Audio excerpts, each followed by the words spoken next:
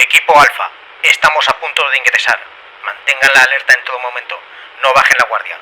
Aunque la fachada sea la de una empresa de juegos de mesa, dentro no se encuentran simples aficionados a los dados. Lo que tenemos delante de nosotros son individuos altamente capacitados, responsables de comprometer gravemente el sistema de seguridad de los Estados Unidos. No subestimen el riesgo.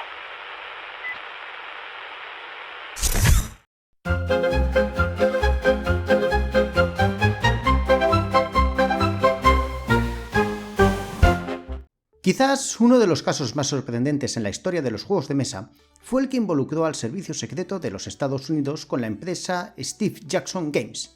Una historia que podría parecer sacada de una película, pero que en realidad ocurrió en la vida real.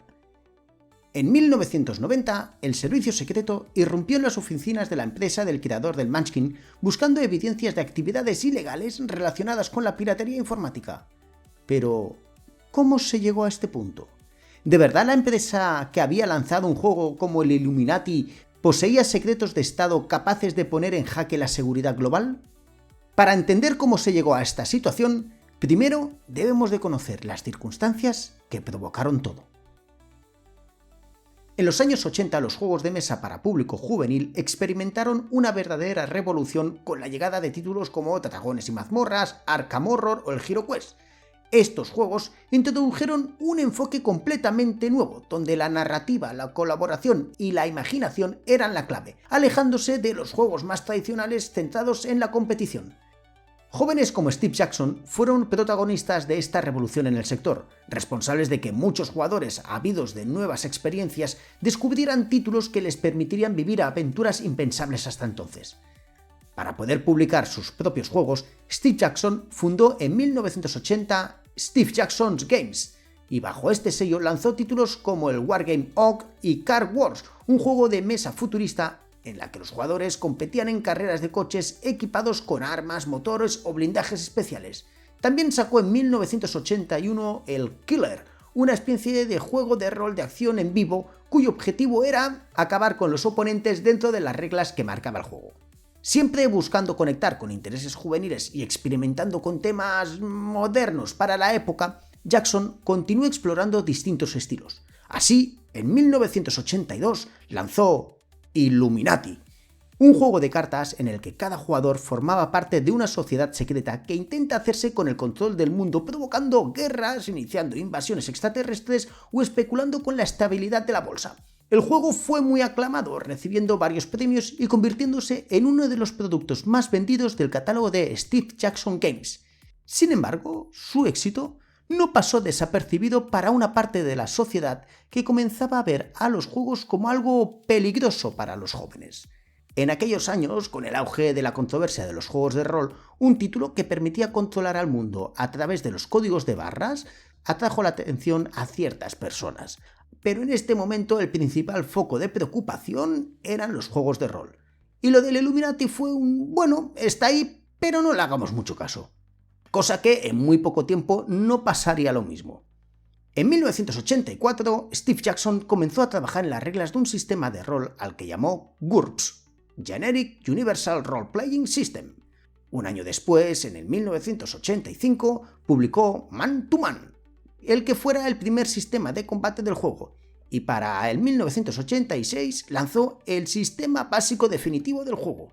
Casi inmediatamente tras su lanzamiento, GURPS triunfó en el sector, ganando numerosos premios tanto el sistema básico como sus expansiones.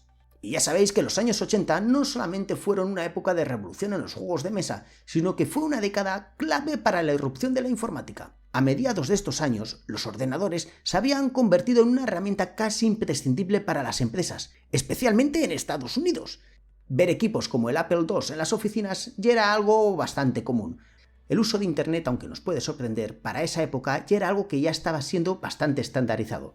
Es en estos años cuando aparecen los boletines de noticias también conocidos como BBS, que eran unos sistemas muy populares en la década de los 80 y 90 en Estados Unidos, en la cual los usuarios podían conectarse a través de una línea de teléfonos o una red privada y compartir información entre ellos, y las empresas de paso también aprovechaban y facilitaban información de sus proyectos a sus clientes.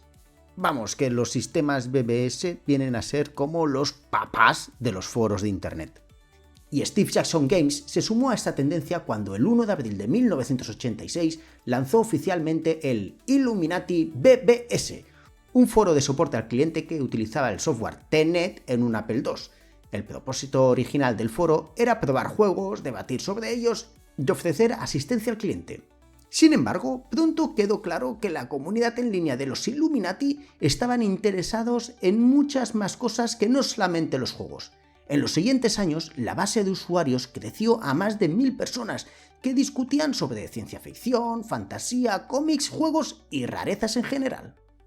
Y a medida que la comunidad iba creciendo, la empresa se dio cuenta que tanto el software como el hardware era necesarios irlos actualizando. El primer cambio fue el JoeNet, un sistema casero escrito por el programador local Joe DiMaggio. JoeNet era fácil de usar, estaba lleno de funciones y funcionaba en un sistema MS2, lo que ofrecía mucha más velocidad. Sin embargo, Joe había escrito el sistema por diversión, y debido al crecimiento exponencial no tuvo más tiempo de poderlo mantener, así que el equipo de Jackson comenzó a buscar una forma para poderlo mejorar. Y en 1988, estos tres factores, el juego Illuminati, Internet y GURPS, confluyeron para convertirse en lo que sería uno de los escándalos más grandes que ocurrieron en la justicia de los Estados Unidos. En 1988, Steve Jackson Games reeditó el juego Illuminati, con reglas más claras, ajustando el equilibrio de algunas cartas y reescribiendo ciertos textos para hacerlos más justos para el jugador. Esta nueva edición tuvo un gran éxito de ventas y el público comenzó a mostrar más interés en el juego. Sin embargo, ciertas cartas como la de Hackers comenzaron a generar cierta controversia, y pronto el juego fue acusado de promover actos peligrosos para la sociedad. Importante, esto no tiene nada que ver con la polémica que estalló más tarde con la edición de Illuminati New World Order del 1995, que esto fue algo más que controversia. A raíz de este juego, Steve Jackson Games fue incluida en la lista de empresas corruptoras para los jóvenes. Y a pesar de las críticas, Steve Jackson no permitió que la paranoia detuviera su negocio. A finales de la década de los 80 comenzó a trabajar en GURPS Cyberpunk, un juego de rol ambientado en la subcultura cyberpunk, que utilizaba el sistema de reglas de GURPS. Para escribir el juego, contrató a Lloyd Blankenship, un experto informático apasionado por el cyberpunk y los juegos de rol. Lloyd también era conocido en la comunidad de hackers como The Mentor y era miembro del colectivo Legion of Doom, un grupo prominente de hackers famoso por su habilidad para vulnerar el sistema de redes telefónicas. Además, Lloyd era el autor del ensayo La conciencia de un hacker, también conocido como el Manifiesto del Hacker, que por cierto, hablan de él en la película de Hackers, la de Angelina Jolie. Ahí lo dejo. Este libro lo había escrito tras ser arrestado en 1986 y lo publicó en la revista electrónica Prague.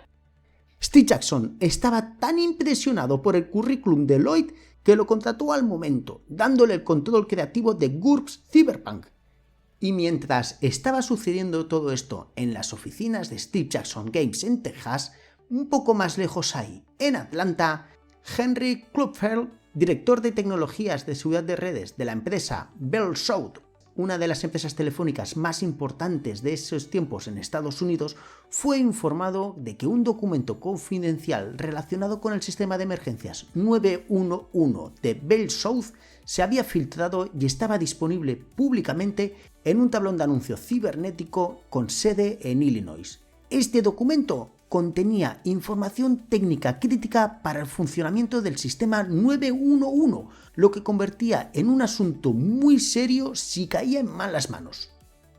Klopfeld, con experiencia previa en el servicio secreto y un profundo conocimiento sobre la piratería informática, contactó con William Koch, fiscal adjunto en Chicago, y Tim Foley, un ex compañero del servicio secreto, que tomó el mando de la operación para rastrear el origen de la filtración. En febrero de 1990, Klopfeld descubrió que algunos fragmentos del documento filtrado aparecían en un foro de juegos de mesa y que el mensaje provenía de un ordenador llamado Phoenix y que era propiedad de Lloyd Blankenship, el que ahora era empleado de Steve Jackson Games. Cloudfield conocía perfectamente a Blanchett. Al fin y al cabo, este era un hacker muy famoso e informó de este detalle al agente Foley. Este le parecía un poco raro que un antiguo hacker ahora se dedicara a trabajar en una empresa de juegos de mesa que precisamente estaba diseñando juegos de rol. Esos juegos de rol que hablaban en la televisión que hacían tanto daño a los jóvenes. Así que el agente Foley comenzó a investigar tanto a Blanchett como a la empresa donde éste estaba trabajando. Durante su investigación, Foley descubrió que Blanchett, mientras trabajaba en GURPS Cyberpunks, se había estado comunicando con varias personas, desde expertos en seguridad informática hasta hackers confesos. Para Foley, esto parecía más que una simple preparación para un juego de rol. Además, Foley también le dio por revisar los juegos de la compañía de Steve Jackson y dio con el Illuminati. Y cuando vio de lo que iba el juego no pudo más que alarmarse, pero es que esta alarma subió otro grado en cuanto accedió a los canales de BBS de la compañía de Steve Jackson, se encontró con el siguiente texto que daba la bienvenida a los usuarios. «Saludos, mortal. Has entrado en el sistema informático secreto de los Illuminati, el hogar en línea de la conspiración secreta más grande y antigua del mundo, liderada por Steve Jackson Games Incorporated». Foley interpretó este texto como una referencia a la piratería informática utilizada por los hackers en los foros del juego Illuminati. Relacionó todo esto y llegó a la conclusión de que el GURPS no era un juego de rol, no, era un manual para hackers, y aquellos que compraran el GURPS sabrían cómo reventar la seguridad de Estados Unidos. Y sin investigar poco más, convenció al fiscal Cook de que autorizara una intervención en las oficinas de Steve Jackson Games. El 1 de marzo de 1990, los agentes Foley y Golden, acompañados por expertos informáticos, ejecutaron la orden de registro. Incautaron 3 ordenadores, más de 300 discos, la copia maestra del GURPS Cyberpunk, que estaba a punto de publicarse, borradores de artículos, registros comerciales de la empresa, contratos y otro tipo de documentación. Durante la intervención, un empleado de Steve Jackson Games informó a los agentes que la empresa era una editorial, lo que significaba que estaban protegidos por la Ley de Protección de la Privacidad de Estados Unidos, una ley que protege a las editoriales de este tipo de intervenciones.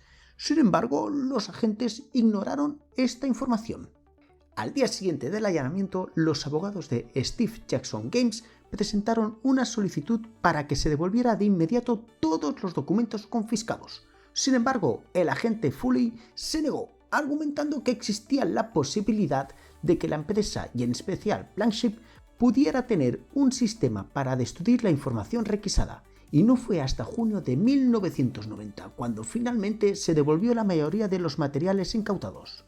Foley simplemente desconocía la ley y creyó erróneamente que en estos documentos habría pruebas sustanciales de criminalidad, pero muy a su pesar, tras mucho leer y mucho investigar, no encontró ninguna de estas pruebas, así que no pudo presentar cargos ni contra la empresa ni contra Blanchett. Pero ¿sabéis lo mejor de todo? Que esta noticia a Steve Jackson Games le fue de maravilla. Cuando la noticia del allanamiento por parte del servicio secreto se difundió, los juegos de la compañía como el Illuminati sufrieron un aumento de las ventas espectacular. La expectación por el lanzamiento del GURPS Cyberpunk también creció, y cuando este se publicó en noviembre de 1990, se agotó casi de inmediato, convirtiéndose en un éxito tanto en ventas como de crítica. El juego llegó a ganar el premio Origins a la mejor aventura de rol del 1992. Y ya que estaban, y como buena empresa estadounidense, Steve Jackson Games presentó una demanda contra el servicio secreto por las pérdidas económicas derivadas de la retención de sus ordenadores y documentos, solicitando una compensación de unos $2 millones de nada. Aparte, Steve Jackson y 2 empleados más también demandaron al servicio secreto por invasión de la privacidad, argumentando que las incautaciones violaban la Ley de la Protección de Datos de la Privacidad de 1980. El caso fue muy sonado y llegó a la justicia en 1993, al Tribunal del Distrito del Oeste de Texas. Y el que una pequeña empresa de juegos de mesa demandara al servicio secreto de los Estados Unidos atrajo la atención de multitud de personas y todos los medios de comunicación. Durante 3 días desfilaron varios testigos y acusados, pero quizás la declaración más destacada fue la del agente Timothy Foley, el principal responsable de la operación. El juez del caso, Sam Sparks, hizo varias preguntas críticas a Foley, como por ejemplo: ¿se le ha ocurrido alguna vez, señor Foley, que confiscar este material podría perjudicar económicamente a Steve Jackson? Foley respondió: pues no. A lo que el juez replicó con su propia respuesta: en realidad lo sabías, lo que te pasó es que no creías que alguien te iba a demandar por hacer esta intervención. Otra pregunta clave fue: si el examen de los ordenadores solo duró 7 días, ¿por qué no se los devolvieron a la empresa de Steve Jackson hasta pasados 3 meses? Y la respuesta de Foley fue: es que esto se trataba de un tema de seguridad nacional. Y tras 3 días de deliberación, el juez falló a favor de Steve Jackson Games en 2 de los 3 cargos, otorgándole $50.000 en daños y perjuicios y $250.000 en honorarios para los abogados. Sin embargo, no se otorgaron daños compensatorios personales para Steve Jackson ni sus empleados, ya que el juez determinó que Jackson tenía poca participación directa en los eventos durante el momento de la redada. Al mismo momento, el juez concluyó que no había indicios de que Steve Jackson Games hubiera cometido ningún delito y calificó la intervención como descuidada, mal llevada y precipitada. También señaló que el servicio secreto no había realizado una investigación seria y profesional. En definitiva, que todo esto fue una chapuza. Esta victoria se puede considerar no solamente una victoria para Steve Jackson Games, sino para toda la industria de los juegos de mesa, que para esa época de los 90 estaban siendo muy atacados por la sociedad, ya que, como recordaréis, no paraban de decir que esta gente eran muy malos, porque hacían que los jóvenes se les metieran cosas raras por culpa del rol. Y el que una empresa ganara al servicio secreto hacía que, ojo, cuidado, que aquí no vale todo. ¿Y qué consecuencias ha traído esta historia 75 años después? A raíz de este caso, se fundó la Electronic Frontier Foundation, una organización sin fines de lucro dedicada a preservar los derechos constitucionales de los usuarios de ordenador. Bell South fue adquirida por AT&T, convirtiéndose en una de las empresas de telecomunicaciones más grandes del mundo. Y a día de hoy todavía no hay constancia de que el servicio 911 de la Bell South fuera utilizado para fines malvados. Henry Kampfler continuó su carrera en el ámbito de la ciberseguridad, trabajando para AT&T hasta su jubilación. Lloyd Blanchett, por su parte, nunca fue vinculado formalmente a la filtración de documentación confidencial de la Bell South sobre el programa 911. Actualmente sigue trabajando con ordenadores. Para Steve Jackson, todo este caso fue una bendición. Antes del incidente, la empresa estaba en pérdidas y a borde del colapso, pero gracias a este asunto, les permitió darle una vuelta a su situación financiera hasta el día de hoy, donde juegos como el Munchkin han pasado a ser uno de los juegos más vendidos de toda la historia. El agente Timothy Foley dejó el servicio secreto en enero del 2011 y fundó su propia empresa de seguridad, Foley Consulting. Pero, ¿quién sabe lo que habría pasado si entre todos los documentos que revisó el agente Foley durante esos meses se hubiera fijado en los archivos de un nuevo juego de cartas que Steve Jackson Games estaba comenzando a diseñar y que tenía unas ilustraciones muy sospechosas?